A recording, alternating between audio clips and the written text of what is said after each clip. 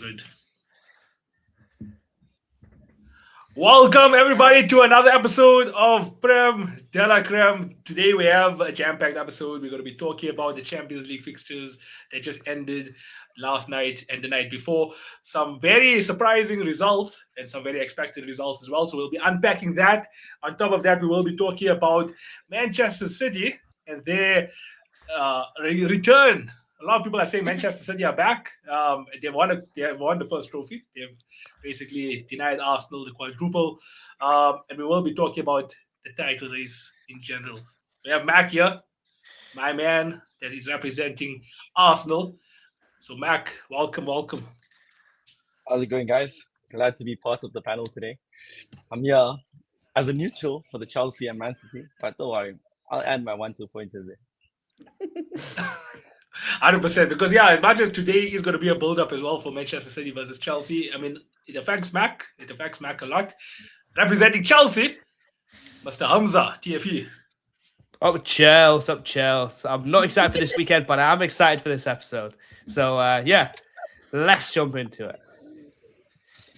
And guys, give us a big round of applause to our special guest today, Ashley from the Manchester Derby. Welcome, Ashley, representing Manchester City. Thank you, guys. I'm so excited to be here. Thanks for having me. No, anytime. And Ashley, what we will be doing, since you are our special guest, we'll be asking you a icebreaker, right? So you do represent Manchester City. It's the club that you love dearly. But now we want to try and get away from that biasness of any kind and tell us who are your top 3 players that you rate outside of your club. It can be all time, it can be present day. You go for it. Okay. So I think presently it's more recent in my brain. Okay. And there was a good shout out, obviously, before we started, that I do want to shout out South Africa's Mbokazi, the centre back. Guys, that man can play in the Prem. I'm telling you. Right now, he's obviously at Chicago Fire. Broke my heart when he left Pirates. I don't think I've recovered fully, if I'm being honest with you. What a player he is. And I was kind of reminded of that, obviously, when Bafana were playing recently against Panama. Like, sometimes you forget. And he was like, wait a minute, guys, look what I can do. So him, definitely a shout out there. Another one that came to my brain was actually, I'm going to give a little bit of 2 shout outs to Chelsea and Man United. I really rate Cunha. I think he's a very exciting player. When he went to Man United, I was like, damn, why did you do that? But obviously, it seems to be working out. And then also, surprisingly, maybe not, João Pedro from Chelsea. Okay. And I know, like Chelsea, you guys are in a bit of, you've got some issues at the moment. You do you. But at the beginning of the season, and when he went to Chelsea, I think it was also the Club World Cup, I was like, we need to watch this guy. Okay, like just keep an eye on him. So I would say him, and then just, I know you asked me for 3, but I'm also going to say Morpho King from Pirates, because also recently this week, what a player, guys. Honestly, if you don't know, really, Morpho King, please go and watch him. What a guy. So I was probably, there we go. I gave you an extra one as well.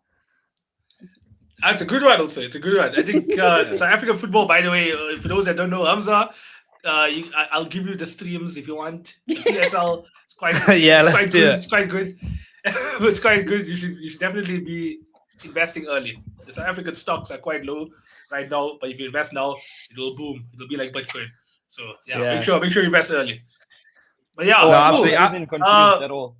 We've updated him. I didn't know the second guy. I will check out the second guy after this stream. But Mbakazi, I know that guy. Mbakazi knows him because of the AFCON. Like we've been hyping this guy out before the AFCON, and in the AFCON he saw him. We should check out Buffy King for sure. But now let's talk about the Champions League, right? Champions League, big results. I think a good place to start off will be, I'll say Bayern versus Real Madrid, because arguably the tie of the round, like everyone was looking forward to this game. Was Harry Kane going to be the guy to step up in the big occasion? Were Real Madrid going to be able to deal with arguably the second best team, everybody's second favorites, a lot of people's favorites into this competition? Now, I'll start off first with Hamza, because Hamza did mention Harry Kane when we were doing our predictions. So do you think that the man stepped up? He scored that goal. And what do you make of Bayern in general? Yeah, I mean, it was a quality finish. Bayern are so interesting. I mean, I said it in, December, January time. PSG or Bayern are the winners for me in the Champions League. Bayern are so interesting because they ran that game, like especially first off, they moved Madrid like side to side, backwards and forwards, like as basically at will, essentially. And then eventually, the defense just couldn't deal with it. Carreras was having a nightmare against Elise because I mean the kid had no help. I won't blame him too much because he actually had zero help. But you've got Michael Elise just dancing around you is just crazy. And yeah, Kane got his goal.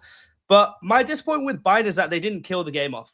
It should have been a pen at the end of the game, and they could have killed the tie off, but they let Madrid stay in it, and Madrid had countless opportunities to get back in the game, when in reality, there is no balance in that team. They should have been nowhere near Bayern Munich. So, yeah, I think it's going to be an interesting second leg, but in terms of the first leg, wow, what a game. Yeah, I mean, guys, feel free to jump in whenever you want. I'll hand it over to Ashley, though. Ashley, what did you make of the game? Well, honestly, I went in there hate watching. I'm not even going to lie to you because obviously Madrid knocked us out. The wound is still a bit fresh. So I was like, come on, Bayern. And we happen to have a Bayern kit here with us as well. That's probably the most random. Remember, we were talking about the random kits actually before we started this live, the Bayern one.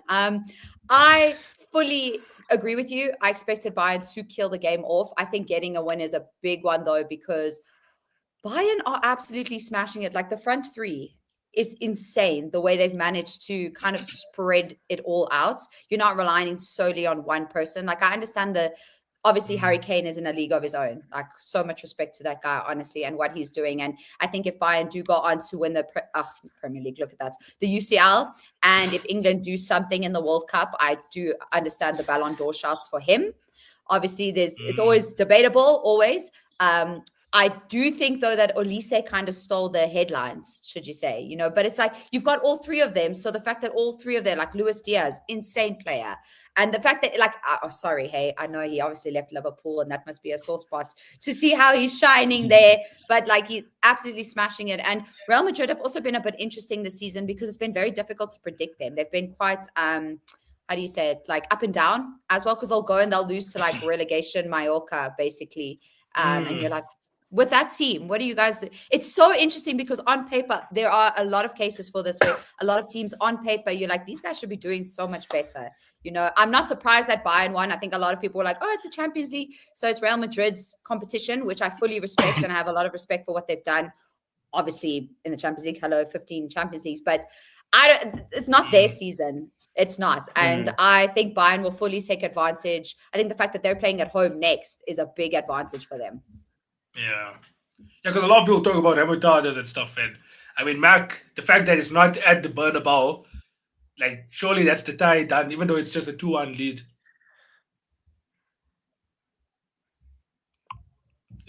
Get back here, us, Mac. He just hates that question. Okay, we'll come back to Mac while he processes it. It was a very tough question, so let him have the time. I'll add it back to both of you guys then. Do you all think that the tie is done? Basically. Oof. No. I mean, I don't think so because it's Real Madrid, right? Anything can happen. Look at what they did to City. The whole thing was, I think they beat you guys 3-1 in the first leg or 3-0 in the first leg, and people still thought, sorry, I'm not trying to dig the knife. No, you have to. These are the facts. But people were like, City will come back in the second game, right? Or at least have a better performance in the second game. And look what they did. Right, that they were clinical, they were able to finish things off, and Vinny and Mbappe, bro. This is the thing I don't understand about Real Madrid. The midfield is on the edge of their own penalty box. Mbappe and Vinicius, on the other side penalty box, and still they get the ball to each other. And I'm thinking with Jude Bellingham there, ball carrying, right, basically making up that middle space. I mean, they're always in with a chance because you keep Vinicius and you keep Mbappe in the game, and it's within a goal or two. I think anything could happen. Honestly, I think anything could fully happen. agree. You can't write. Again, it goes back to this is Real Madrid. This is the Champions League. It's one of those once-off games kind of thing where anything can happen. And one thing you don't want is Real Madrid to believe, And I think sometimes Real Madrid being written off, if you were. They're almost they're like, oh, okay, I took that personally, and then I'm going to go and do this, So I don't think it's over. I think advantage Bayern, obviously, but it is Real Madrid, so we have to respect that. Oh, sorry about that, guys. Someone tried to phone So Now Noah's is muted. Someone, I don't know. But either way. Some No, I was interruption. saying, Mac, there was a question I threw to you Yeah. before you went temporarily offline. It was, with Real Madrid being 2-1 down, but the second leg being in Germany, right? Do you think Yeah. there is still a chance for remontada? Because usually when that remontada happens, it's at their home ground. It's a funny question, actually. You know, last season they were using that word a lot, remontada, when they played Arsenal. This season they don't have the Bernabeu to go back to, so I don't think they're gonna come back. It's gonna be tough for them. Madrid will still be in the game, but unfortunately, my prediction is going down the drain, and Bayern is gonna win. I hear you. By the way, Mac did make a very bold claim. What was it? Last year, I believe, that a quadruple was on for Arsenal. I said it in December. I did. I mean, you're still in the two big ones, right? The two small ones, Plan but the shattered. two big ones is still there. It is what it is. Knocked out of the Mickey Mouse. I think- Lost in the Mickey Mouse, the FA Cup. Hey, Wait, you the can't FA Cup disrespect recently. trophies when you don't win them. No. Like, Like, that's the problem here. This is the problem. This is the issue. No. I had the chest to even say it. If we win it, it's still a Mickey Mouse trophy. But besides that, the FA Cup one did hurt. But like you said, we in the main ones, Champions League and Premier League. You just have to lock in and focus and go for them both. How did you lose to Southampton, Yeah. bro? Like, seriously, how did you lose to Southampton? We're gonna talk about that. Let's unpack that. Something only God because of can the answer, bro. injuries. No, because of the injuries. besides yeah. the injuries, You have to remember it's regardless, been I think- raining. I think it was mainly down to Kepa. They literally employed the same tactics City did with the 4-man press coming. And Sporting, funny Yeah, wrong enough, goalkeeper. did the same thing. But the difference was we had David Raya in goals to beat the press. Yeah. Kepa And look at what a with his difference, eh? is shocking. So that was a clear difference. And on the day, So- I don't know, our players were just not on. So it's got nothing to do with Ben White letting the ball go over his head. It's got nothing to do with. I was hearing last year, best left back in the world, best left back for England, Miles Lewis Kelly having a stink. It's got nothing to do with that, does it? Has to do with Kepa. They're all at fault, bro. No one's gonna. Yeah, but you're Go putting on against that. Kepa, but They're you're all at fault. absolving the players that are. Bro, You're supposed to have because the best squad depth in the two league, goals- bro. The two goals that they scored literally came from his mistakes. And it's the same thing with the Carabao Cup final. A mistake from him led to us losing Yeah. and them gaining momentum. So you have to put it on the guy. Literally, if I'm Arteta now, just get the guy out. We got it for 5 million, sell him for 10 or 20, whatever it is, and then bring on the youngster, the second keeper for next season. Man. Who pays 10, 20 mil for Kepa after he's basically like killed your whole season? Killed your quadruple. Listen, you all paid 70 million Okay. at one point. Who knows? Okay. This is where I step in, right? So now let me do my job, okay, guys. Please go back into your corners. Let's get back on track. Okay. Let's end the Real Madrid Bayern talk. Maybe some last remarks. Then I think we'll head into Arsenal. But I think one thing, though, right? One thing. I mean, we mentioned Luis Diaz. This isn't me being salty, but towards the end, I would say Luis Diaz was able to kill the game off for Bayern. That part of Luis Diaz has been the Liverpool Luis Diaz. Like, I don't think a single season he's been over 20 goals in all competitions. This season he has over 20 goals. So he's definitely doing very well. But at Liverpool, he never have the space, the freedom to really, shine. We all know he's a very good footballer. And I think in the Bundesliga, that's allowed him to definitely, express himself more. But in the Champions League, attacks, big bro. moments like this. What you said? Bundesliga attacks. Bundesliga attacks. Yeah, we have all experienced that. We've all experienced. I think every single one of us. But let me move over then to Arsenal Sporting. Advantage Arsenal. Kai Havertz. He was at the end of a good piece of play from Arsenal, but a majority of your fan base agreed that a lot of that game wasn't attractive football, which has been the story for quite some time. Mac, Bro, unpack it. it's not on our owners to go and win the game. We're playing away. Okay, we're playing Sporting. It's their home ground. They need to go for a result. Arteta played it smart. He did it against Chelsea. He did it against who was it also? Couple teams. But anyways, it's not our owners as Leverkusen again in the first leg. It's not our owners to go and get a goal. They couldn't play. It's not our fault. And at the end, we took advantage. One lapse in concentration from them in defense, and we took advantage and scored. So, all in all, bro, I think Arteta is smart in the way he plays. Over 2 legs, he's good. But the question still remains, like Hamza says, one-legged affair. Can he do it? That's the only thing. No, he cannot. I think no, we are good enough. It's just mentality-wise from him. He needs to do better. Can I in give that my aspect. 2 cents? Just Okay, go as ahead. an outsider. I just find Arteta to be a bit too careful. I find Arteta is not brave. Definitely. And the problem is sometimes, especially in games like this, you need someone to be brave, right?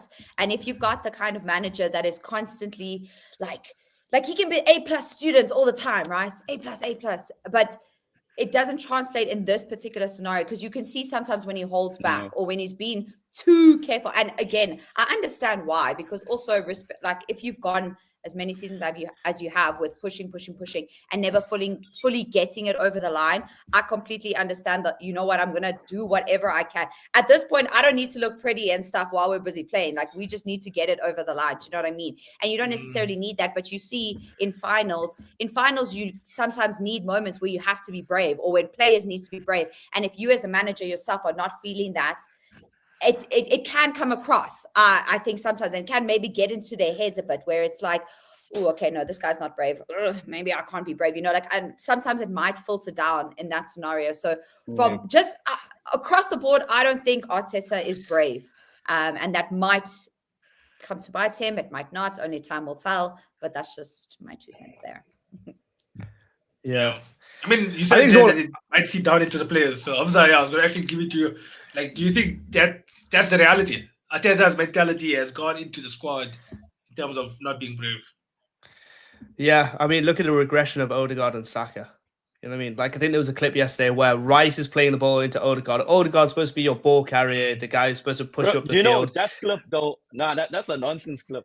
That clip, though, it's bullshit, bro. There's so many players behind him. Just because you can't see them in the picture doesn't mean there's space behind him. That's the tactic of opening the players up. That's common sense. It's just because some random on Twitter posts a video without putting the whole picture, everyone's going to fall for that clickbait. Nah, I'm not having that. But, Mac, irrespective of that, there's been a regression in Saka and Odegaard. 22-23, even in Martinelli, they look like they were going to become like world beaters. I think Odegaard had 15 goals, Saka had like 20 GA or something, and then Martinelli, I know, definitely had 15 goals in the league, right? Like, they were going to be top. They looked like they were going to be, Odegaard was going to be the next De Bruyne, Saka was going to be the next Salah. That's genuinely what it looked like, right? And then over the last 3 years, your style of play has changed. And of course, they have regressed. So to answer your question, yes, it is down to Arteta. But I think this is all immaterial. This is all immaterial because Arsenal are not going to do anything in the Champions League. When they play a proper team, even Atletico Madrid, right? They can't do anything. Like, they play against PSG. Oh, my God. That could be a cricket score. Wallahi, that could be a cricket score. So for your sake, I'm kind of hoping that you don't make it to the Champions League final because mad. I don't want Arteta to leave because you're never going to be anything relevant with him, right? So my thing is keep Arteta, don't get to the final, don't get embarrassed, because if you get embarrassed, you might actually change the manager. So I want Arteta to stay for as long as possible, but he's done a good job up to this point. I don't want to change. Yeah, because you Arsenal fans are just losers deep down, deep rooted inside your psyche. Besides it. Wait. Who do Arsenal give it up 3 sporting for it. They 40 for what, bro? They played shit all football. They did nothing. They were worse than us. But the goal was good. The goal was really good. I saw somebody in the chat said that the goal wasn't good. The goal was good. The touch, the finish was really, really good. Martinelli's run was really good. It reminded me of Jorginho to Havertz when we beat Newcastle 1-0 at home. It was a really good goal. I'll give it that. If you have to look at Martinelli in the Champions League compared to all the other two competitions, Champions League is his competition. He's different. He's different. He's been on in terms of goals and assists, the way he moves the ball forward in progression, everything, especially in transition. He's been our go-to man, whether he starts or he comes off the bench. Martinelli has been different. But Trossard, on the other hand, that guy is just poo, in Hamza's words. It's shocking. Yeah, he's not meant to be good. He's not meant to be good. Trossard was bought as a Mudryk replacement, and he's done well up to this point. He's not meant to be good. Yeah, but Martinelli like is the guy. You said he's better than Vinicius, right? This is the guy who should be grabbing hold of games, just as he did. Wait, what? Context. Yeah, context. Yeah, Context. I'm like, what did you just say? Context. But I respect the context. I did not say that. I'll said- send you the club after this. Yeah, Yeah, you can tell context. us. But he should be grabbing games by the scruff of the neck. And to be fair, he did. But in general, he hasn't. Martinelli has not. Trossard is just like, he was supposed to be a stopgap, and now he's starting games. Why is he starting games for? He used to be an impact player. Trossard would come Yeah. on and you would know that guy's going to do stuff. I used to. Yeah. I was like, oh, no, they're bringing Trossard on. Oh, please, I hate that. Like, that's the kind of frustration you would feel because you know if he comes on, he's going to make an impact. But like you said, now he's a starter and you're not really seeing that same thing from him. The first few months actually of the season, do you remember when I actually made that bet with Noah's? Trossard was actually banging it up. And I thought... Another one. You know, Ashley's going to think that all Arsenal fans are the same, by the way, if I tell her this bet. Yeah, I literally made that on good faith. But the way they let me down, though, it's shocking, bro. Can I tell Ashley? Okay, can I tell the chat also? You can Just go. people don't Go know. ahead, go ahead. How will the accountability bet for was all my that- actions? Correct me if I'm wrong, Mac and Hamza, but the bet was Trossard this season will outscore or out GA Luis Diaz from last season. Oh, from last season. I thought you were going to say this season. I was like, oh my goodness, because then already it's like done. Why What did you was say that, last man? season? Why did you say that, man? Last season, Because at that time he was actually scoring goals, bro. GA. Hey, but Mark, come on, bro. Why would you even say that? I forgot that he said that. That's crazy, bro. No, It's but we obviously need Mac. has Guys, We need Mac. But this is But guys, Arsenal fans. maybe- This is Arsenal fans. They don't think with their head, bro. I don't know what they think. We'll talk about Arsenal more. Definitely on No? their brain. We will talk about Arsenal more because there's going to be a Premier League segment after this. But to just wrap up this, Arsenal 1-0 lead going into the Emirates. Do they advance? I'll start off with Hamza. Yes, they do. Ashley. Yes, unfortunately they do. 2 thumbs up And from me, Mac. bro. Oh my god, special effects are Oh, celebration! Celebrations is in. They already know we're winning the UCL. Clip That makes that me the just boss in also. case. Oh, we have plenty. We have plenty. Don't worry about it. Let's talk about a very disappointing game for one of us. We'll talk about Liverpool versus PSG. PSG was playing host. The scoreline was very flattering because it was a 2-0 scoreline only. And bro, like we had about 17 shots conceded, 8 on target, I believe. But there were 2 more chances where they were literally 1-on-1, and the midfielders decided to like dribble pass and not take a shot. Those chances alone should have been like a 1xG because of how they could have actually scored in those positions. This was a game where a lot of us predicted like Liverpool were going to lose. And it's not the same Liverpool. I don't see us saying, oh, it's only a 2-goal deficit. We can turn it around at Anfield. It's not that. It's not that. No this season. remontada. Not at all. Like, I mean, I'll More talk like a about it, but banana. Hamza's under the impression that Liverpool fans should not be saying slot in, slot out. He says slot should be given all the time this season because he's earned that credibility from winning the Premier League last season. And no matter what he does this season, Liverpool fans Interesting. are being very ungrateful for saying slot out. Yeah. I'm one of those I mean, fans. I say slot out. My whole thing, Ashley, just so you can understand my Mm. argument, is that they've had, I think it's like 24 managers over 140 years, right? So that's an average of like keep a manager for 7 years, right? So they're not like a sacking club like my Yes. team, right? Once they have a manager, they keep a manager, right? And my whole thing is they've won 2 league titles in 35 years, or 1 league title in 34 years. Then he comes in straight away, gets a title, right? So that's 2 league titles in 35 years. For you to have been saying slot out since I've been seeing slot out since you drew to Leeds, right? I've been seeing that online since then. For you to say that 5 just months getting after it, the guy yeah. won you a Premier League, I think is just shameful. It's absolutely shameful, right? Obviously, you can't tell a club like a fans how to behave or whatever, right? But I think when you look at it like this, Jurgen Klopp, I know he has a better character. There's a 1 of 1 in terms of Jurgen Klopp. He won loads of things. But I feel like Liverpool fans are looking for a reason to go, let's get slot out. Like yesterday, Bayern are a better football team than you. PSG are a better football team than you. The fact you only lost 2-0 was actually a good result, right? Yes. Obviously, you're not going to come back, but it's actually a good result. Sure. But the first thing I saw, right, from Liverpool fans, even from Uncle, was slot out, slot out, slot out. It's like you're looking for Uncle. a reason to get rid of the guy, rather than going, hey, like this is the reason why he should go, or give him a bit of time. I haven't seen full support for him for the last 6 months, and I think that's shameful for a club that hasn't won that many Premier League titles. You mentioned like the past managers. What do you think all of them had in common compared to Slot now? Besides Roy Hodgson. Apart from Klopp, they didn't win a Premier League title.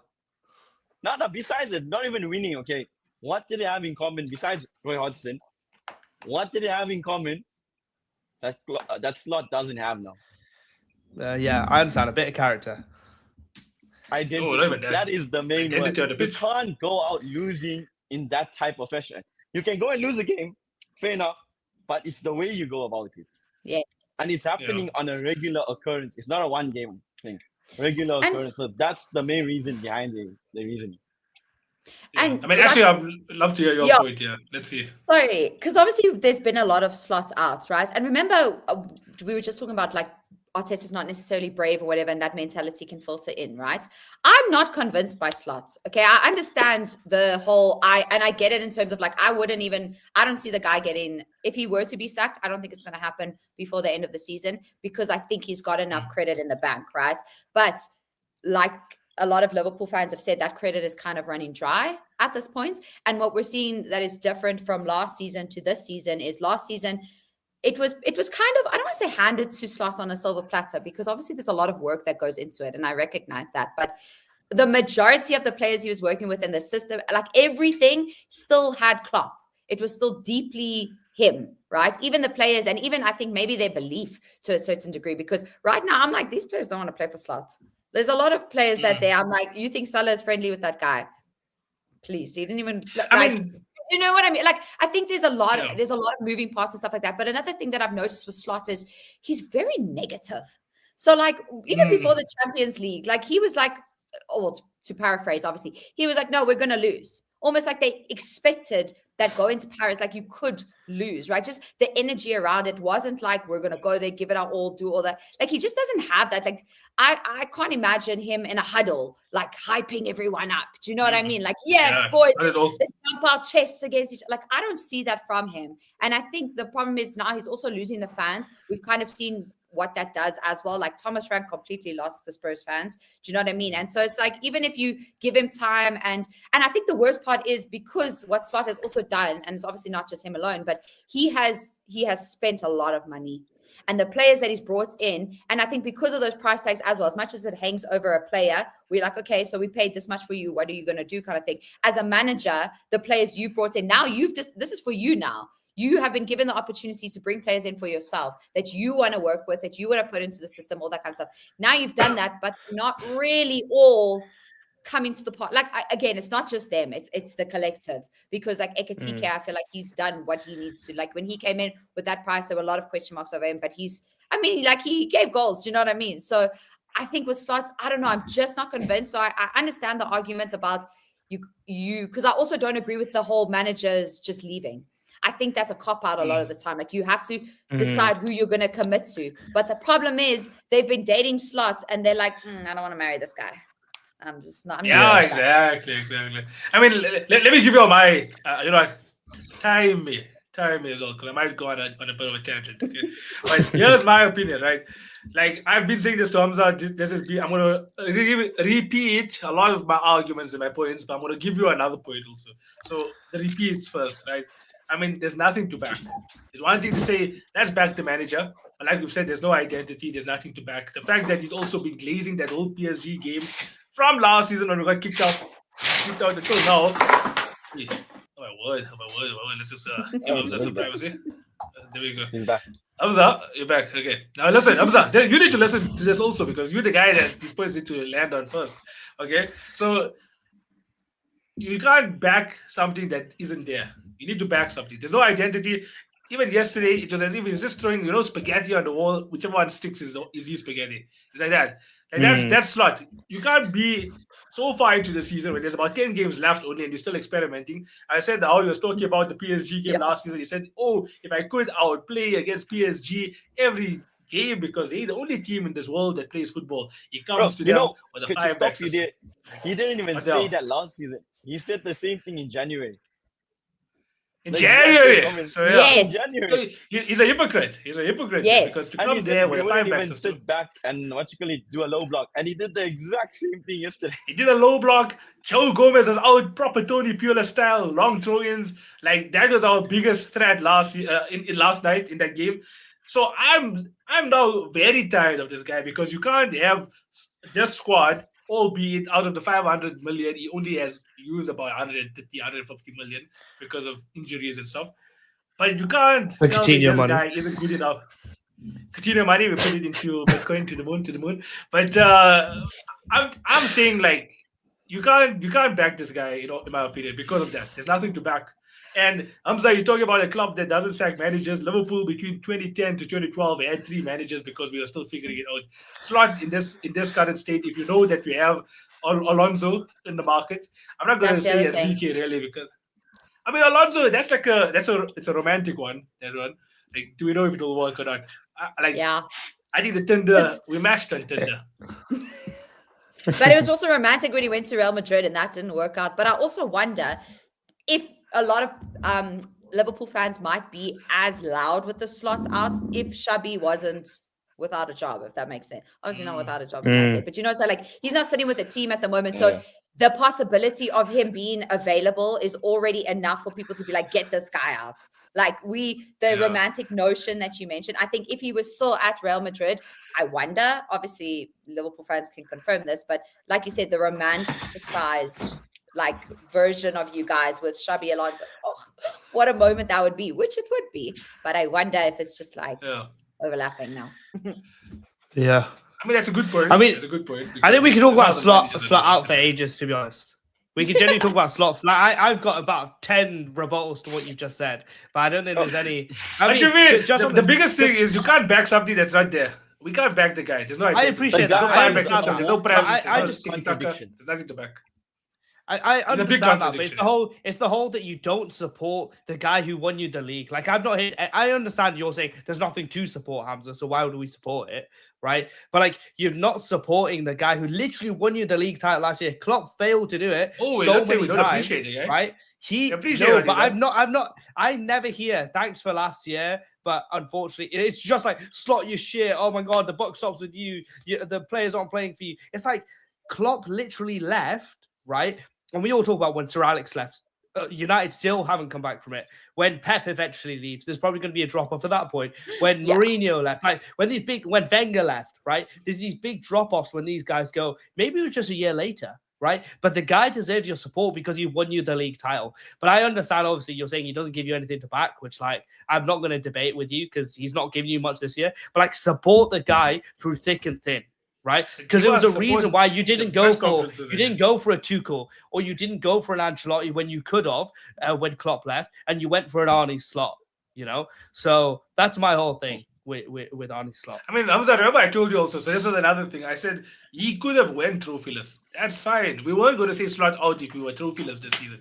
It's the way we've been losing games and the way he's been presenting himself in the press conferences. Like that's the part. It's like, connect to the fan base a bit because obviously we know what happened in July also with Jota. It's a tough season, right? And now you making it even worse, and you're not showing any sign of. But how's it him making it worse? A bit of heart. How's it him making it worse? That's the thing. Like Ashley made a really good point. It is a bit of a cop out to go just get the manager out. I mean, this is the end of a Klopp cycle. You've lost Trent, unfortunately. Obviously, rest in peace. You lost Jota. You lost Diaz. You've basically lost Salah. Van Dijk has fell off a cliff. You have no defense. Like where does that get added to the context? I understand the manager is the easiest person to get rid of because it's one person, but the guy won you a Premier League. Like support the guy. Like genuinely, I've not been seeing support for Liverpool. It's like as soon as you lose a game, slot out. It's not okay. Let's dissect why we lost. It's slot out. Just get rid of him, and then everything's solved. Well, if you get Xabi Alonso, he failed at Real Madrid. Maybe you don't see why is it going to be succeed at Liverpool? But anyway, maybe all I'm gonna say is okay. We can't put a pun in it. We can't put a pun in it. But all I'm gonna say is maybe you don't see some of the post matches where we do actually mention the fact that he isn't utilizing certain players in the best way. And I mean, like this PSG game proves it that he can't tell you what our best formation is, let alone our best starting 11, and that speaks volumes. Yeah. Wait till Isak is Bro, back. listen, Isak bro, is the what savior. Frimpong- Wait till Isak is back. Wait, man I hope played so. yesterday. Listen, Frimpong was bored to play right back, but I'm seeing this guy play right wing. When he got Salah there. Yeah. Even though Salah I was mean, floppy, I don't know Yeah. who's that man doing the was bored to play recruitment. right Who's doing the back, but he's recruitment? playing right wing. Mm-mm. Yeah. No, I hear Empty that. also. contradiction at all. But I don't know if he's the one that made all of the shots for these signings or Michael. I mean, listen, a lot of Liverpool fans, I by the don't way, think we just so. don't mention it enough, but a lot of Liverpool fans have been mentioning Michael Edwards and Richard Hughes. Like I made a few videos about them also. Like those are our sporting directors, and I want to know if they've worked close to Slot. Like, what was this vision? Mm. Was it meant to be a post-Salah window? Like, I have no idea. But yeah, I mean, like Hamza said, we can talk about Slot out for ages. Let's go on to the final Champions League game, and then we'll talk about Ashley's beautiful Manchester City, who we're all hoping can do some remontada in the Premier League. But let's talk about Barcelona versus Atletico. Sure. I'll start off with Mac. That was a good game, and one that It caught us was all a by good game. surprise. Until the referee won the game. Like I don't think that was a free kick. I don't think that was a red card either. He clearly runs across him, but I don't think it's enough for him to give it as a foul. I don't think after that match that referee is going to be refereeing again in the Champions League, because that was a shocking decision. And that early in a match to basically dictate the game to go downhill from that exact free kick, Alvarez, props to him. Brilliant free kick, bro. If that doesn't happen, we don't see the scoreline. Atletico, on the other hand, I felt like they didn't actually needed to take it towards them. Everything just fell in their lap this game. Barca brought in Arau. What is that guy going to do? He shit all the time. Then there was nothing from Barca that you could actually say they were going to get back into the game. Lamine Yamal tried. He tried his best. Like you could see he took 1 man, 2 man, 3 man. As one but there was person. no support, bro. Yeah, there's no support. Yeah. Rashford almost scored from a free kick. There was chances, but there was nothing showing that they were going to get the next goal. You know what I mean? Yeah. I think in the first half, it was the Barca had a few chances. And I think if they had put that away, obviously different story. But something like a red card naturally changes the progression of the game. Also, then all of a sudden you're changing. Like Pedri went out then in the second half because obviously now players have to. Now you have to decide: are you gonna we don't want to make the scoreline worse. Let's just defend. Like you have to make those kinds of decisions. So I think Atletico took the loss in La Liga over the weekend. Personally, obviously, because they just lost there, so they're like, okay, let's not do it back to back. Let's at least mix it up a little. And these two teams this season have been very interesting because it has gone both ways. There's not like one clear defining winner all the time. So it's been interesting to see. Yeah, I mean, Hamza, you can go first, but I was going to mention also like the Copa del Rey. Was it the Copa del Rey, right? Where Barca absolutely destroyed that second leg. I mean, Barca. Atletico destroyed them before that also. Yes. Yeah. But like I actually said, like it's been in all of those one-off games, it's been like one winner. It hasn't really been a tight game. Yeah. One thing I would say is Barcelona's midfield is weird as hell, man, because Julian Alvarez is able to pick the ball up from basically his own left wing back position, right, on the pitch, right, is able to drive inside and nobody really gets near him. Nobody engages with him. Like Pedri's a great player. Frank de Jong's a great player. But why is no one in there like pressing him at all? I mean, I just agree with you, Mark. It's definitely a penalty. It's definitely a penalty. It's definitely a red card. It's definitely a foul, right? Like he takes him out. He's last man, right? But that's more down to the manager, more than Pau Kubasi. Like that's the whole high line thing. But Yamal, I mean, I know he's 18, but they need to put a proper team around him. A proper team because I know he's got Rafinha, he's got Lewandowski, Pedri. Like these are all great players individually, but he needs a proper team to be put around him because until they do have a proper team, they're not going to be serious in the Champions League. Like, yeah, they should have made the final last year. It was very unfortunate that they didn't make the final, but they would have got cooked by PSG. They play this year, they're going to get beaten by PSG or Bayern. Right? Like there's absolutely, in my head, there's no doubt if they play them in a one-off game, that's going to happen. But yeah, Barcelona need to really buck up their ideas because this is the second season now where there's not a proper team around Yamal. And obviously we hope he's going to be like Messi levels. There's no guarantee that he is going to be. But if he is going to be like that, they need to get a proper team around him ASAP. Agreed. 100%. Yeah, I mean, I guess the question I would ask you guys, I didn't ask it for the Liverpool fixture because we already know the answer for that one. But do you see Barcelona making a comeback? Do you see Barcelona still going through over Atletico, or do you think there's another fairy tale probably on the cards? You know, Simeone's last season, Wood, Antoine Griezmann as well. Like, could they somehow make it all the way into the final and win it? Imagine. Well, that would be surprising because I don't think anyone would have been like, yeah, they favorites at the beginning of the season, to be honest. Like, I think Barca can do it. You look at... Yeah, sorry, just to jump in there. I feel like they can be, even though, like, again, you've got the home advantage.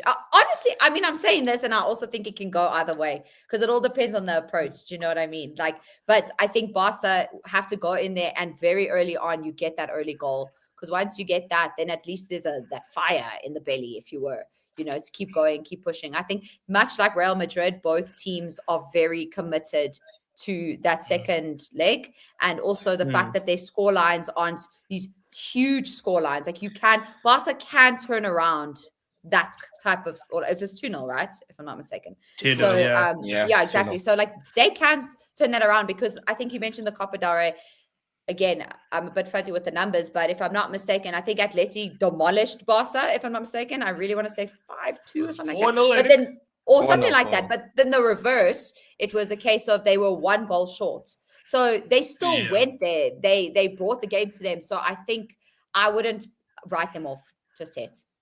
I think the main difference on that is they're going to the Metropolitano. They're not going back to the Camp Nou. The last time they went back to the Camp Nou and got those 3 goals. Now they're going to the Metropolitano. See, that's a good point. It's gonna be a whole different story, and everyone's gonna expect Simeone to sit back. I don't really think he's gonna sit back. I think he's gonna kill this game as quickly as possible, and then obviously. I mean, that should be the tactic. You have a 2-goal lead, expand it, and then sit back. Atletico and the Champions League have been a different team compared to usual, so you never know. Yeah, because they were like, for me, they've been like a Fugazi team in the Champions League for like the last 7-8 years, where people say Atletico Madrid, they say Dortmund, and they sound like big tests, but they're not really a big test. But this season, they're a proper team. But the thing is with Barcelona, like, obviously I'm a Chelsea fan, right? But everyone knows I'm from Newcastle, right? So like, I watch all the Newcastle games. They literally, I think, by halftime in the second leg, over 2 legs, it was, I want to say it was 4-3 Barcelona. Like, they were just like, it was a goal in it, I think, right? And then in the second half, they just exploded. They just said, you know what? Let's play football, right? And they scored goal after goal after goal after goal. And to be honest, Newcastle were dead in the second half, I'll be honest, right? But they can turn it on. So as Ashley said, like, you can't count them out. But for me, I think Atletico Madrid, that's a steep hill to climb. That is a steep hill to climb because Julian Alvarez, oh my God. That guy, I mean, you'll know Ashley better than most of us, but that guy is so good. That guy is so I forgot how good he is. Actually, like, even just the free kick, I was like, oh, Alvarez. You had Haaland and Alvarez. That's going to be like, in like 10 years' time, when we do videos and stuff, we're going to talk about, like, how did Haaland and Alvarez play in the same team together? And that's why it obviously didn't go on. You see, what an achievement. Yeah. No, he's a good player. He's a great player, actually. I think Julian Alvarez, that's also the reason why I don't think Barca really turned this around. And I did say Barca were my favorites in the beginning of the season to go on and win the Champions League. But Hansi Flick has let me down. Yeah, I mean, Hansi Flick let me down. And someone did tell me that Hansi Flick would be the reason. Didn't you call me crazy when I said they had a 0% chance? You know, in October we spoke about it. Because zero was like disrespectful. Because they're not going to win it. It's 0. You believe Lamine Yamal is the greatest player, or not the greatest, but he's the best player in the world right now. So, I mean, if you have the best player in the world, do you think? He's the only one that, he's the only reason we're having this conversation. Yeah, he's the only reason we have the conversation. You know what I mean? Like, he can't do it on his own, unfortunately. Yeah. Even though he tries. For my own prediction. Yeah, he does try. I'll back Barca to do this comeback. But I was going to say, Atletico being in the Champions League final wouldn't be the craziest thing. You think about last season, Inter Milan, no one really predicted them to be in the final. The year before, Dortmund, no one really predicted. Like there's been that one outlier. Like you wouldn't have predicted them to be in the final. I think Atletico would be that team if it does happen because, Arsenal. We'll talk about that maybe when it comes, okay? But that game should not be televised if Simeone is versus Arteta. Censor that thing. I can say though, at the start of the season, Simeone came to the Emirates and tried to play football. That's what I'm gonna say. Yeah, but what happened to PSG? You popped them in October, they popped you in April. So we did the same. We did the same thing to Bayern also. Remember? Because that might just be like the yearly tradition for Arsenal. Arsenal beat Bayern, Atletico, and Real Madrid this season. The reason why we lost in the Carabao Cup, FA Cup final, I didn't attend one of those matches. I attended a match in the Premier League, attended the match in the UCL. There's the luck. Finish. Khalas. This guy. Get yourself over here, bro. Figured it out. 100%. Let it all work out. Yeah. I hear you back. Okay, so I think the Champions League segment will now be over. I'm not going to ask you guys who do you think will win the Champions League and all that. We don't know. There's too many moving pieces right now. We're midway through the quarters. So let's just leave it at that, right? Let's talk about Manchester City because Manchester City is some big news over the course of the international break and throughout the season. Bernardo Silva saying that he's going to be leaving. Now, I'm a Liverpool fan. He's been an enemy for years. I'll start off by saying this guy as a footballer, one of the best I've seen. He's good. He's really good, right? Thank you. I have to give him his flowers. He was one of the only players from Manchester City that I didn't just dislike, but I hated firstly because he had the ability, but he also had the rattling ability. You hate him if he's not in your team. You hate Bernardo Silva. It's the same with. It was actually the same with Cunha. Even when he was at Wolves, every time this guy did something, I was like, if this guy doesn't play for your team, you hate him. And I get that with Bernardo Silva. I fully get that. And I think sometimes though that does, what do you call it? It takes away from him as an actual footballer and just watching him, first of all, what he can do. I think he's insane. And obviously treble Bernardo Silva for me was just what a guy, and as someone that I've been vocal about the fact that I came into football late. It was only really with my relationship with Migs that because I didn't grow up around it as much as everyone else did. So I didn't have that kind of thing. So when I watched Bernardo Silva live for the first time, I was like, what is that? Who is that? What is he doing? That is I think I have a lot of appreciation for people who are so good at what they do. So perhaps maybe I have an emotional connection to Bernardo as well. I think he's one of the best that has played for City, and he's going to be missed because that guy, he's not just a midfielder, or he plays in the right. No, he plays all over. If you watch him, even this season, he's a workhorse. That guy, okay? He will be everywhere you need him to be. You need him to drop back. Like when we brought in our new centre backs, he was the one that was constantly dropping back just to give them some extra cover. And it's he knows those kinds of things. And I think it was some ridiculous stat that I think he's only missed 9 games over his career from injury as well. So he's he's not the kind of guy that you have to stress about. That he's always available. We know he's Pep's best friend and his favorite player ever. So it's going to be very difficult to replace a player like him. You'll bring in someone else that I think can offer something different, but Bernardo Silva, I just think what he brought to City is, man, it's going to be missed. Yeah, just Birdie. off topic. Do you guys know what position you started off as a footballer? Bernardo. Left back. Yeah. No one's with the ball knowledge, bro. No one's with the ball. Oh, shit. Mad. Yeah.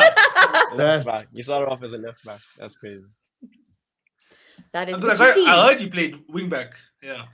Yeah, he started off when he was 18. He was playing left back and then he got changed at Monaco when he was 20.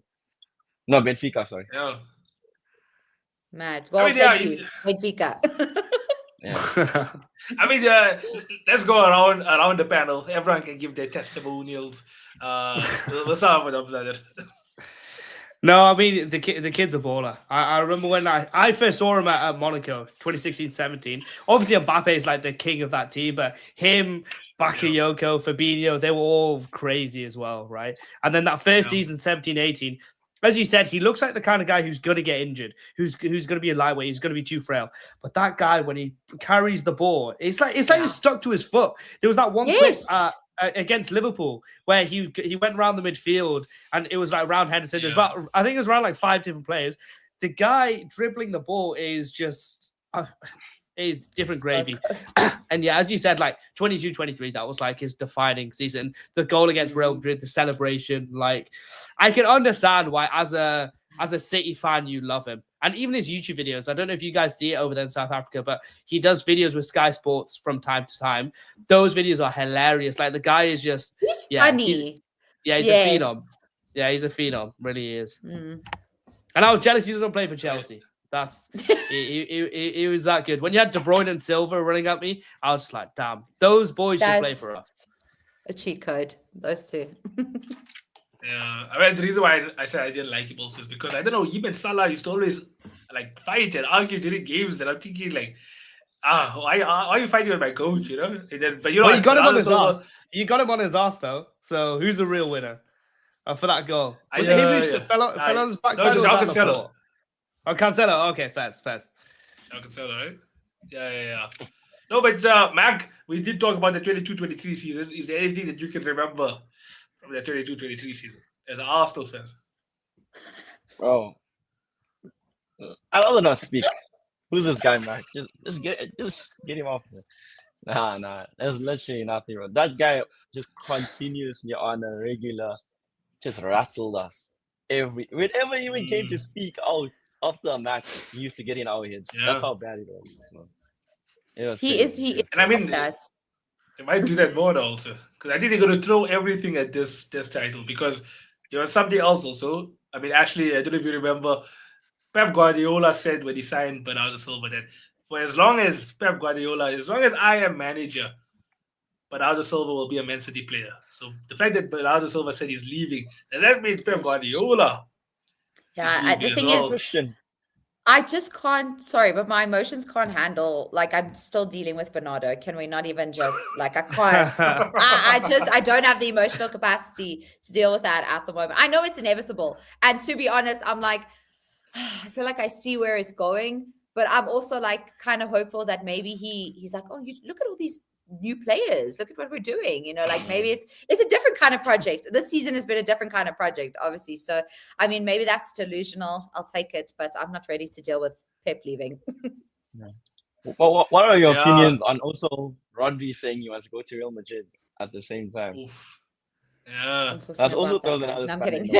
No, you know what it was just like, and whether or not it was clipped, or because a lot of people like it was clipped, it's out of context, all that, whatever. Yeah. Why are you talking about this club when we literally just got knocked out by them? Like the wound is still fresh. I'm still wearing the plaster. There's been no healing. And you're like, here we go. I'm like, brother man, what are you? And the thing is, Rodri doesn't do a lot of press, and he obviously is not on social media and stuff like that. So when he does, it's like, obviously people are going to ask him whatever they want to ask him, you know, and clearly he's willing to answer. And I understand. I've always said that I've kind of gotten the sense that Real Madrid is viewed as the pinnacle of football for a lot of football players. So it's like, you don't turn Real Madrid down. Like, it's just, you know, it's like, and I get that. And I fully respect them as an institution. I respect them as a club, what they've done, 100%. I'm just like, not now. For me, it was just a timing thing. It was fine. You want to talk, whatever. I can't stop you. It doesn't sound great coming from a leader, though, as well. Like, just talking about wanting to go to, like, just, I think it's all about timing. If he had had this conversation, like, just literally a week after, like, if you had given us an extra week or two when things were at least on the rise, fine, whatever. People might have reacted a bit differently. I was just like, this is just really bad timing now. I think you can say he had a bad time in the press this season with his comments. Oh, in general. Totally. It's just like, Rodri, they're like, this guy, no media training. No, he's just slouches. But yeah. And I guess now, okay, so I mean, is there any other breaking Manchester City news? Because those are the main two ones I had in mind. I mean, Ryan Cherokee. We can talk about him, right? Because we're talking about Bernardo Silva going. Now, this guy here, he's the hottest property in Premier football. Yay! I'm so excited. I'm so happy he plays for my club, honestly, because I love watching players that, again, you have such an appreciation for their talent. And I'm like, this guy, he just wants to play. He is there to his 10. He doesn't, even when we were taking photos, well, obviously I wasn't there, but when they were taking photos of the trophy and stuff like that, he's just like there chilling on his foot. I'm like, this guy is like, it's proper shithousery from him. It's kind of like, do you remember Malpe? Except he actually has the talent. Yeah, it didn't really add up there. Yeah, I mean, he's a baller. Like, you look at the two games he played now back to back. Was it back to back? But it was the Arsenal game and then the Liverpool game. Forget the keep your uppies. Forget the rage baby stuff. But it's the fact that this man at any point can switch it on. I'll play the fool. Yeah, I'll do some crowd work.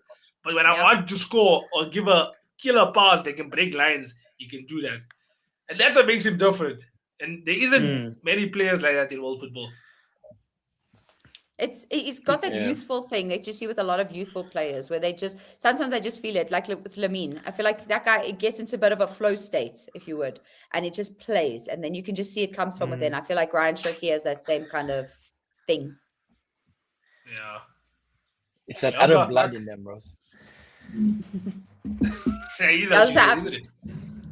sure you weren't a fan of Cherokee during the Carabao Cup final, though. I'm sure he irritated you. No, not really. But in general, really? Okay. That's cap, by the way.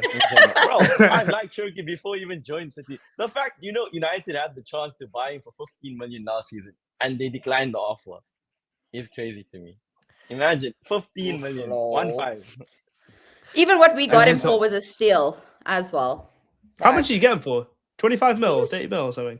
30. It was like, I want to say 34 for some reason, but it's like, just send them another, like double it, triple it, let's go. But it was kind of a gamble though, because I think loads of top clubs were interested for like the last 2-3 years, but it was all like, oh, what's his temperament like? What's his attitude like? And low-key a little bit, like this taking the piss thing is good. It's great for the league, but almost my fan mind is like, I want you to become the best because you can be the best. Right, like the goal he scored against Brentford, unreal. The Rabona against Sunderland, unreal. It's like, can you put that together with, hey, I can get you 15 goals and 15 assists in the league? Like, can you do those things? Can you carry us? Because Foden's not going to carry you. Can Cherokee carry you? Right? Like, can he be that guy? That's where I'm like, this guy could be like the best player in the world. Right, but for now he's just like a beautiful maverick, and it's beautiful to see.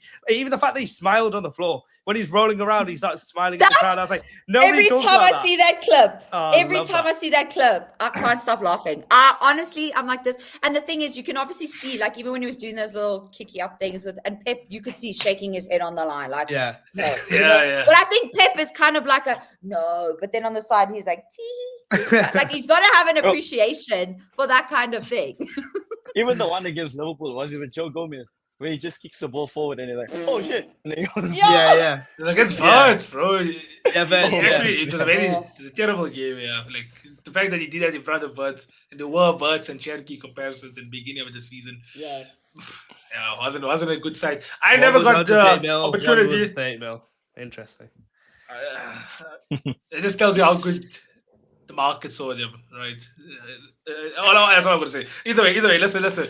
I never got the opportunity to watch the game. I watched the highlights though, and Liverpool did get absolutely played out of the park. But we're not going to be talking about the FA Cup, okay? Do you think Manchester City can win the FA Cup though? Maybe that should be the topic. Oh, I'm going to say between y'all and Chelsea, really, isn't it? Is that even a question? Yeah, I feel very hopeful, very optimistic. But my thing this season has been cautiously optimistic because I never want to take anything for granted. Like last season did a number on me. So I'm like very cautious. I do think so. I think Southampton, on paper, you could be like, yeah, sure, they'll walk all over them. But a lot of respect to them. They've also, like, even when we're playing the game against Arsenal, like they've been on the longest unbeaten streak currently across the English leagues. So definitely not a team that you can just write off. I think Wembley though, It's a nice place for City. So I think it's all kind of like going in their favor at the moment. But again, you have to show up in those games the same way you showed up in the Carabao Cup final and against Liverpool. Yeah. I mean, Hamza, listen, the reason why I asked that is because you guys have obviously been to Wembley quite often since 2020. Yes, we have. Right, but like you'll never really gotten over the line. I think this Man City team, still in a one-off game, has the opportunity for you to get over the line. In my opinion, you make it to that final, I think you definitely have a chance. They first have to beat. Are we going to get into this that's all Chelsea City thing? I know we're playing on the weekend. Should we just jump into that? Because this is basically a prelude to that.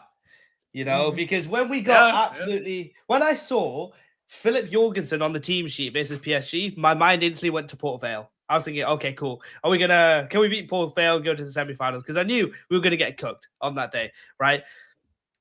Man City versus Chelsea. Man City should win every day of the week, to be honest, right? They're playing much better. They've just smoked Liverpool. They've just they're on this like amazing run. They beat Arsenal. They can win in a big game. What happened last year in the FA Cup, right? Against Crystal Palace. They were poor, right? They lost that game. You know, I mean, that's literally the only game I can use as like a reference point. So that's the only bit of hope I can talk about. It's the one that hurts. But if I see on whatever the date is, 27th of May, 2026, I see walking out at Wembley Way, Liam Rossini and Pep Guardiola, I'm just going to switch off the TV. Because I would be like, 16. Think this little schmuck, is going to beat Pep Guardiola? Are you like insane? Do you need your head examined? What is going on here?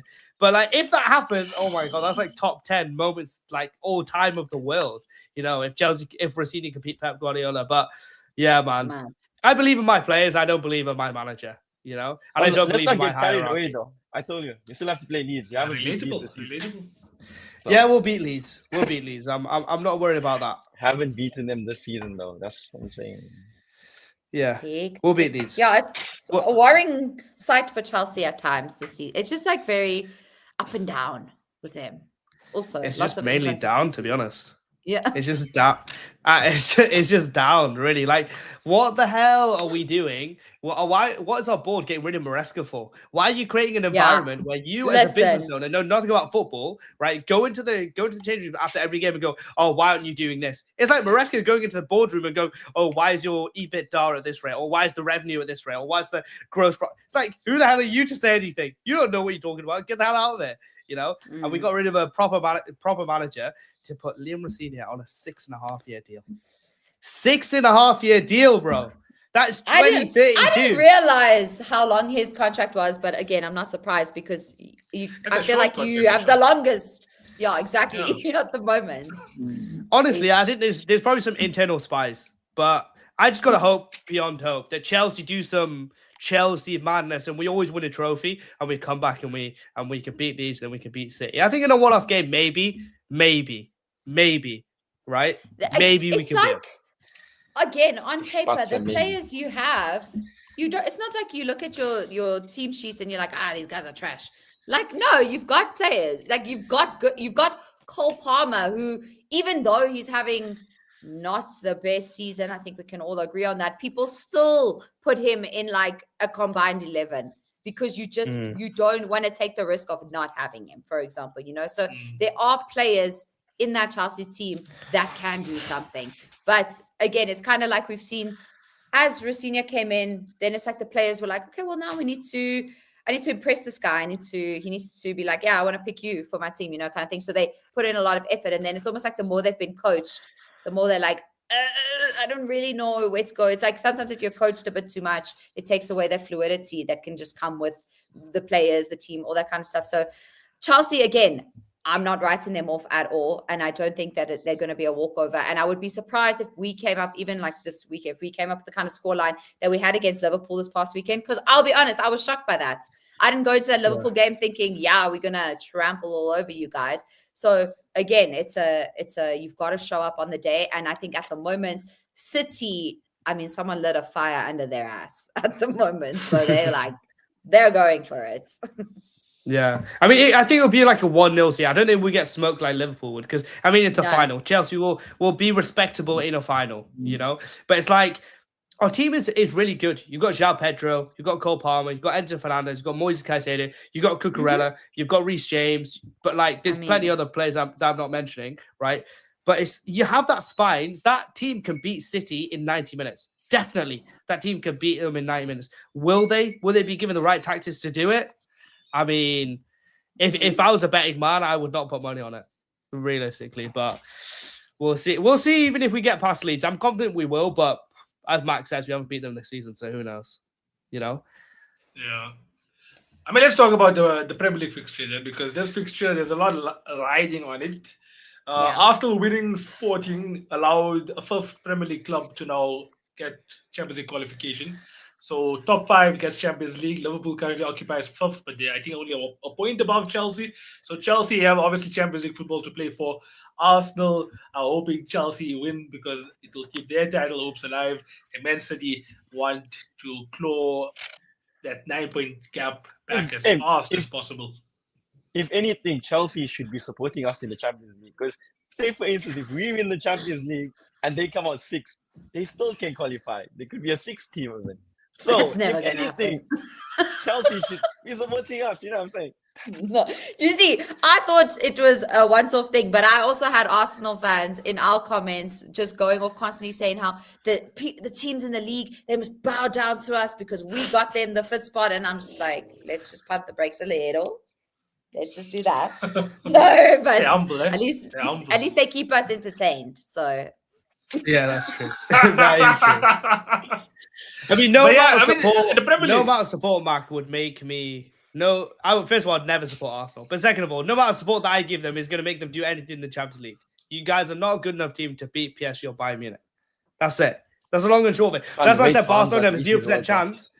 No, I never eat my words up. Remember last year in March when I said Dembele, when they lost, when Liverpool beat PSG, I said on that night, Dembele is going to win the Ballon d'Or. What happens? They come back in that game and they win the whole tournament, and then he gets champion and then he wins the Ballon d'Or, right? This year, I'm telling you, Arsenal, no chance. Just put your money in PSG and Bayern. Put 60% of your money in PSG, 40% of Bayern, and you'll make some money, bro. That's what I will say. Just do that. Kill that, bro.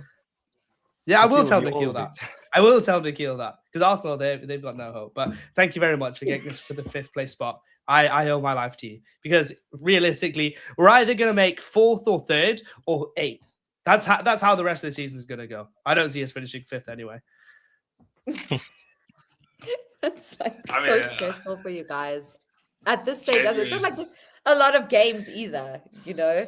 And also the points. The last 8. We're not a proper football club. That's the thing. You think we're a proper football club. We're not. Like, we're just like we're masquerading as like a proper institution. We're not. We're just a bunch of schmucks running around on the pitch. And then we're going to lose all our best players and not be able to replace them. That's it. That's the end. Isn't even Enzo is missing this weekend because of his comments? Yeah. Now, how do you feel about that? Because that's quite a big call, especially obviously against City. Yeah.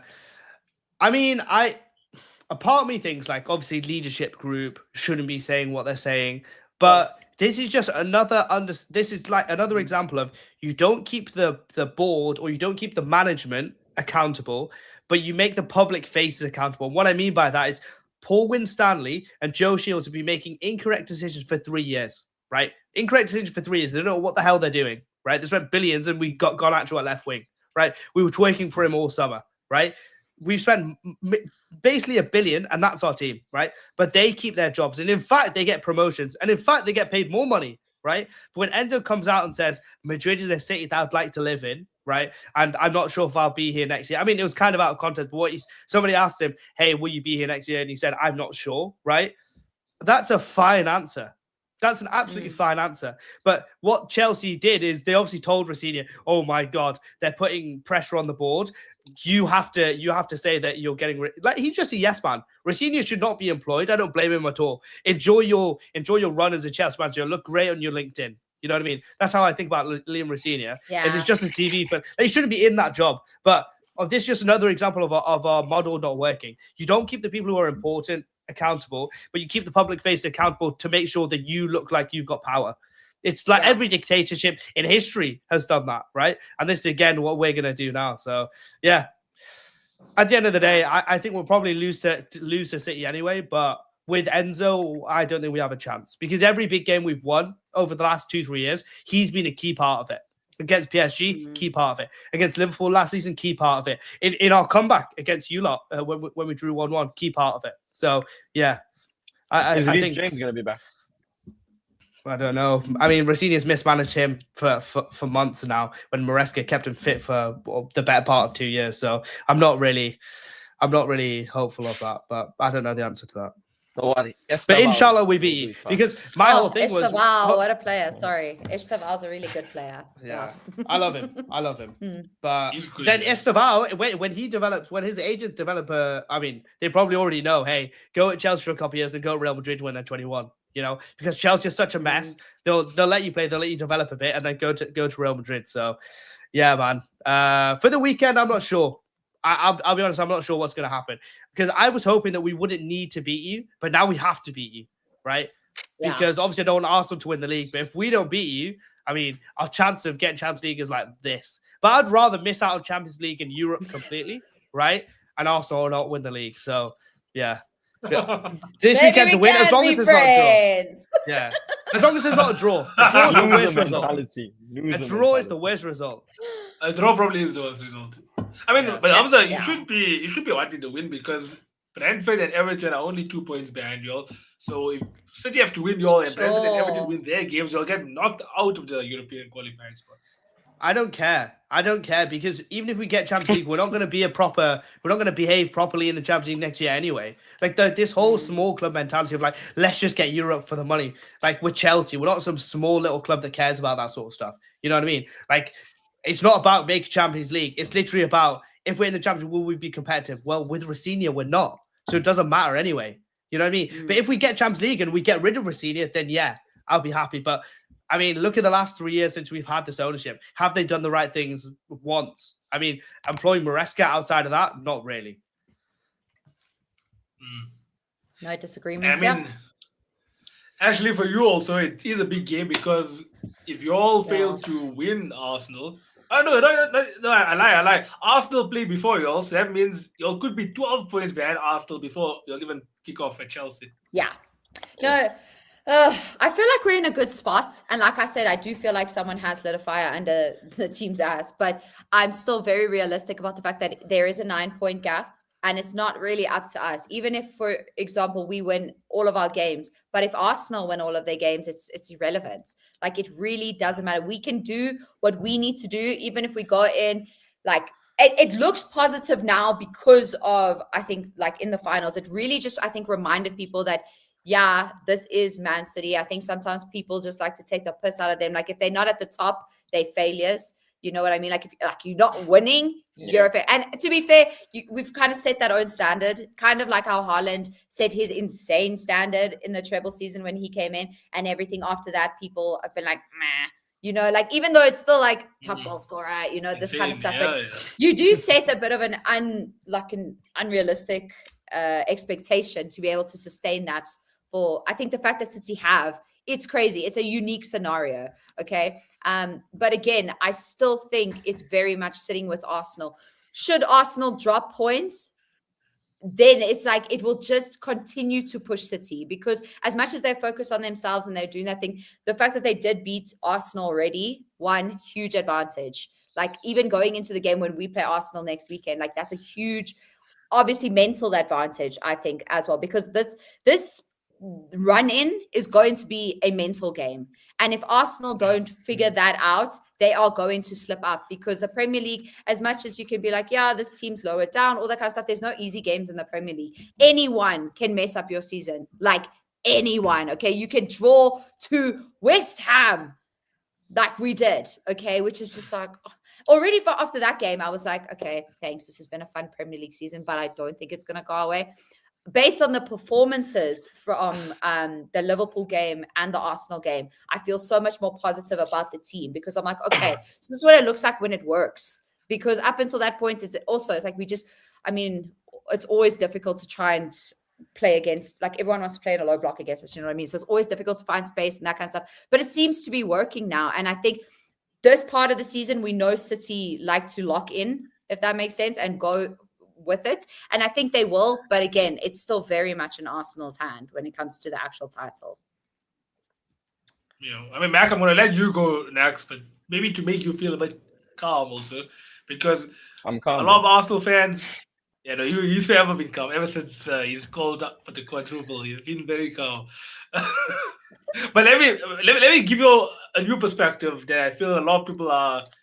I'm not going to say blindsided by it, because Manchester City knocking you out of the Carabao Cup and obviously you getting knocked out of the FA Cup does paint a picture. But at the end of the day, it's painting a picture in a different competition. In the Premier League, Manchester City dropped points in the last 2 games. Arsenal won their last 2 games. They've extended their gap in the Premier League.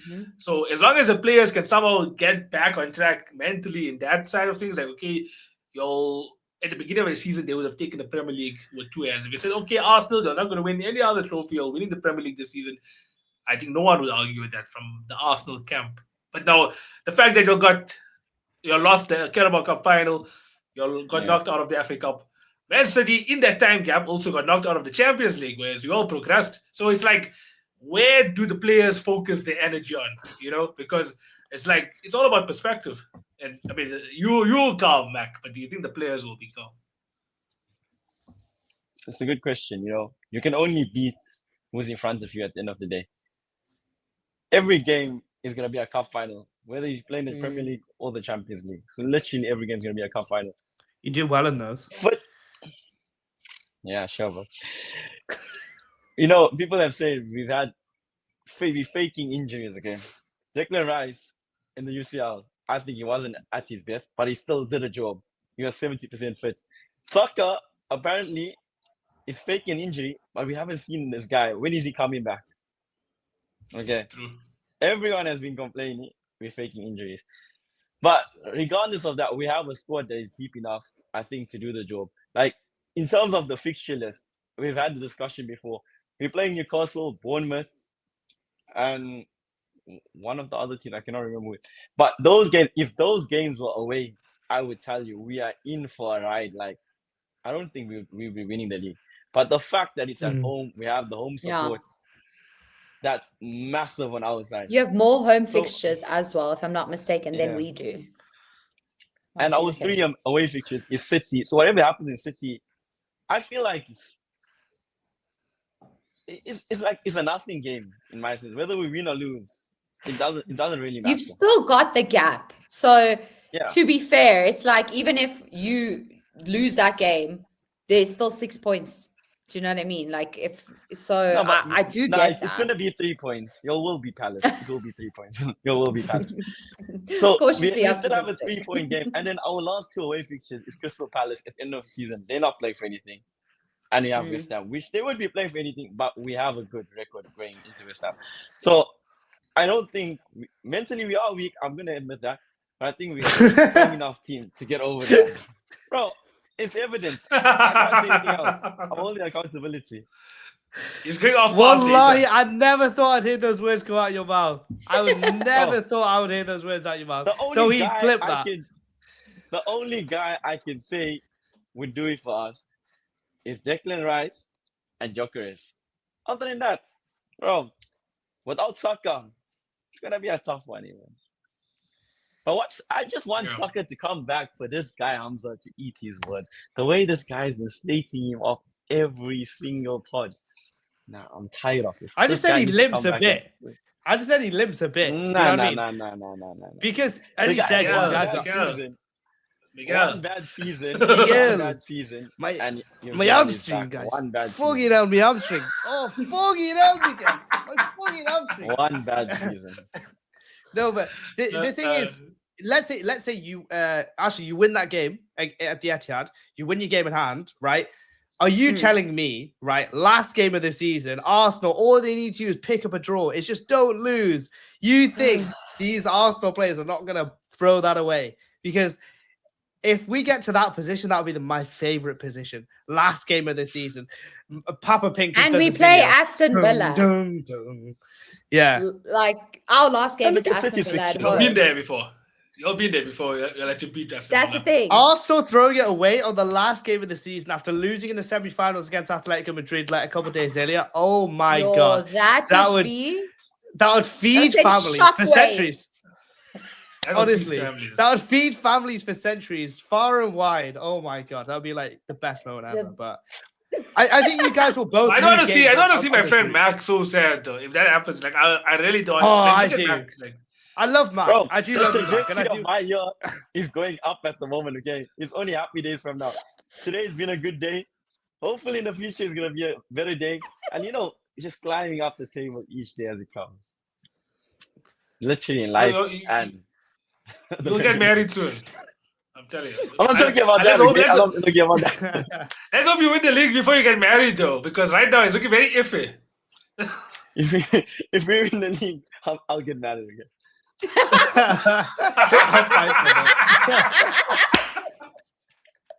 Oh, when we win the league, I'll get married. Oh, my word.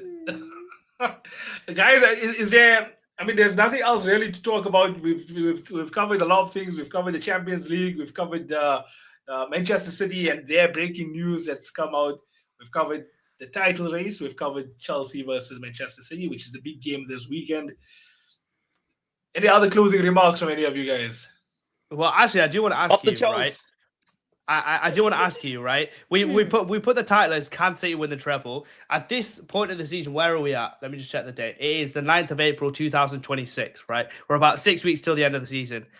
Give me your percentage likelihood or your percentage chance that City win the treble. Oh. See, I think that our domestic. I think our chances for the FA Cup are very high. To be honest, but obviously we're favorites at the moment. So I think I'm going to say, I think City can win the FA Cup 100%. When it comes to the league, I'm 50-50 on whether or not I think Arsenal can throw it away. And the reason why I feel a bit different this season, because obviously we know Arsenal treble of second place, very nice, like that kind of thing. We've seen that kind of thing, right? This season with their particular team, I think it is different. I do see a bit of difference in the sense of, again, it may not be attractive, it may not be all of these things, but what we have seen from them is like they're getting it over the line, which has been incredibly frustrating because there's some games where I'm like, you won that. You did not deserve to win that. You know what I mean? Like it's just some games where, but it doesn't. That doesn't matter. That does not matter. What matters at the end of the day is what is the scoreline, and they've been able to grind out results. These past few games with them, I haven't been convinced. I'm like, if you're going to continue to put out performances like this, then I do think City will win 100%. If Arsenal continue like with this kind of thing, then I don't think that's sustainable. I think they will drop a lot more points. But again, two different, completely different competitions. It's been a completely different focus for them. So I'm like 50-50 on the fact that we could also get the league, because I'm very well aware, like I said, that it is in Arsenal's hands. So if I had to push for a number then, I feel like you're. I was going to say, what is that? I'm like, okay, how do we calculate that? I want to be like, sure. That's like 65. That's 2/3. That's like 65% basically. Let's go with that. Then add another 10% there, probably. So 75. As I'm doing all these things, I'm like, okay, how do we calculate? The math isn't mathing in my brain. But yeah. But imagine if it's Chelsea. Imagine if it's Chelsea that stops the domestic treble. You get the Premier League. I'll be so mad. The FA Cup. Oh my God. I would love that. And I think I deserve. Honestly. I think if Pep Guardiola is leaving, that's probably a big motivation for these players to actually get it. He wouldn't announce it before the end of the season, right? Like, surely he would have done it earlier. They only said he stays that season. He's only going to make a decision afterwards, whether or not that's just what they're telling the public. That's I where think they're he sitting leaves. at the moment. I think he leaves also. See him leaving. It's like an era thing, but I hope not. How do you replace him? Enzo Maresca. Maresca. That's how you replace him. There's two. It's Enzo Maresca or Luis Enrique. Maresca is the only club in this world. Maresca purely on the reason he hasn't had a job as yet. Why is that? He can get snapped up by any team, literally. But why does he? I see what you're saying. I'll be a closet City fan. If Maresca goes to City, I'll be a closet City fan. Look at this guy. Listen. Newcastle fan, closet Chelsea fan, closet City fan. Who does guys It support? depends. No, because Yeah. he got screwed over. He got screwed I over, agree. and he did. Maresca has the something to streets, Michael. bro. We had Poch and Potter before him, and Lampard, and then we had him, and he was just like he was the savior. And then we got Yeah. rid of Got him. 2 trophies. Which is Like it was terrible, looking so Champions of the positive world. for Chelsea. We're literally champions of the world because of that guy. You can't say that. You can I can't just- say that. You can't say that. And can I And then just we say, get rid I of was him. like, I was convinced by Chelsea actually, because I don't know if it was the Club World Cup that got into my brain. I was like, yeah, these guys, they can totally do it with this team. Maresca did it, and then Maresca Yeah. left, and I was like, no. No, but Maresca is definitely he was a cup manager. Like I think had Chelsea still been in the Champions League with him, he could have knocked out PSG. In my opinion. Bro, I actually gave them a shout in October to go all the way. Well, if the owners behaved properly with him, December wouldn't have happened. We would have been in a title race. You know what I mean? But yeah. Everything fell apart after that Arsenal game. After the meeting after the Arsenal game, everything fell apart. You know, so I mean, it's our owners, so I don't expect them to do right because they've never done right. Apart from being in Cole Palmer, Caicedo, Enzo, like you throw shit against the wall enough times, something's gonna stick. You know what I mean? Yeah. Yeah. I mean, I went for the As a spaghetti one, Maresca. but okay, you can say You, that. you have a soldier in me forever. No, he definitely has the streets. To be fair, like he posted something recently on Instagram. I don't know if you guys seen it, and all of the Yeah. comments is literally flooded with like support from Chelsea. All fans. the players liked Yeah. it. Basically all the players liked it. But anyway, Yeah. we'll save that for a different podcast to talk about that. But- I'm sorry. Okay, no, but thanks so much everybody for watching today's episode of Prem de la Creme. A special shout out to Ashley. Ashley, where can everybody find you?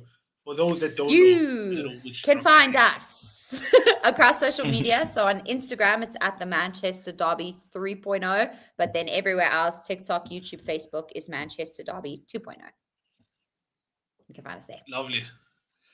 Thanks so much for joining us, Ashley, and wishing you all the best for Thanks the for rest of the having me. league and season. Mac, I wish you all the best as well, bro. Don't get me wrong. I wish you. I want a good In a end to the celebration. this season. There's a celebration. Hey! Thanks so much for watching, everybody. Take care. Have a good evening. And see you guys next time. See you guys.